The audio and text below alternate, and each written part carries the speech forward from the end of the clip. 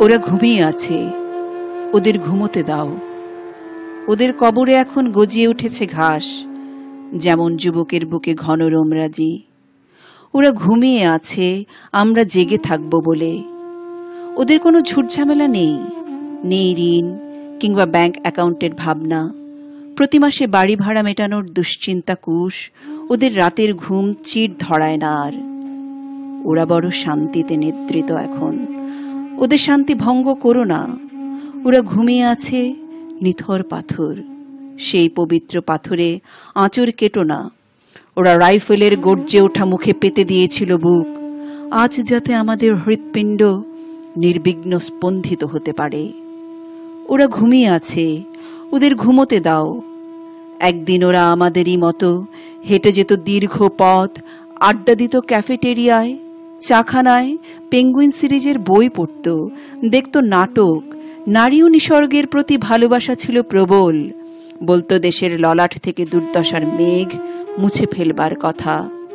ওরা কাল ওদের কণ্ঠ স্তব্ধ হতে দিয়েছে, আজ আমাদের কণ্ঠে আগামীর গান ঝঙ্কৃত হবে বলে। ডাল ভাতের ক্ষুধার চেয়েও তীক্ষ্ণ এক ক্ষুধার জ্বলে, পানির তৃষ্ণার চেয়েও গভীর তৃষ্ণায় কাতর ওরা ছুটে বেরিয়েছিল পথে। ওদের স্বাদ আর স্বপ্ন বুলেটে ঝাঁঝরা হয়ে গিয়েছিল, আমাদের নানা রঙের স্বপ্নের পাখায় আকাশ ছেয়ে যাবে বলে। কারো মা তার সন্তানের মুখে পুড়িয়ে দিয়েছিল নারকেলের পুর, কারো জামার বোতামের ঘরে টাটকা গোলাপ সাজিয়ে দিয়েছিল বোন।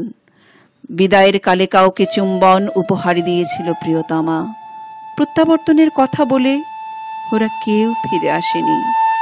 আমরা আজ ওদের রক্তরঞ্জিত পথ ধরে এগিয়ে যাব বলে যাবতীয় গোলাপ, রজনীগন্ধা, বকুল, চন্দ্রমল্লিকা, কোকিল, দোয়েল, চন্দনা, পায়রা, ময়ূর, শস্য রাশি এবং আবাল বৃদ্ধ বনিতাকে গিলে খাচ্ছিল সোৎসাহে কিম্ভূত কিমাকার এক জন্তু।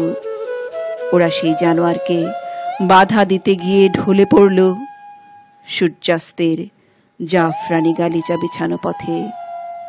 আমাদের জীবনে সূর্যোদয় জয়োল্লাস ব্যাপক ছড়িয়ে দেবে বলে।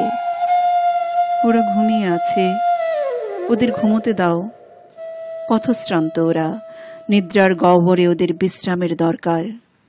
ওরা চেয়েছিল যেন ভয়ঙ্কর দানবেরা মুখ খুলতে পারে না কখনো। ওরা চেয়েছিল প্রাণী ভুক উদ্ভিদ না জন্মায় এখানে।